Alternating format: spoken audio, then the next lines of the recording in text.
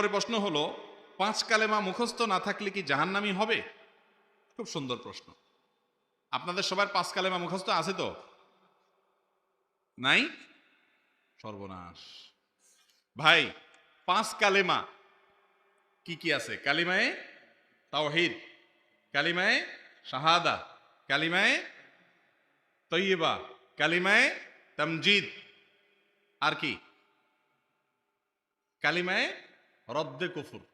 এই 5 কালিমা। নামও তো ভালো করে মিলাতে পারি না, ওনার হেল্পে মিলাইছি। তাহলে বোঝা গেল যে এই 5 কালিমা আলাদা আলাদা মুখস্থ করতে হবে এমন কোনো বিষয় জরুরি না। এই 5 কালিমার বিশেষ করে কালিমায়ে তাওহীদ, তামজিদ যা বলতেছে ঘুরে ফিরে একই জিনিস। সেটা কি? আল্লাহর একত্ববাদে বিশ্বাস করা, আল্লাহকে মাবুদ হিসাবে স্বীকৃতি দেওয়া, অন্তরে অন্তঃস্থল থেকে বিশ্বাস করা, এবং রাসূল করিম সাল্লাল্লাহু আলাইহি সাল্লামকে আল্লাহর নবী রাসূল হিসাবে স্বীকৃতি দেওয়া, তার আনুগত্য করা। এই বিষয়গুলোকে যদি আপনি অন্তর থেকে মেনে নেন, মুখে স্বীকার করেন, আপনি ঈমানদার মুসলমান।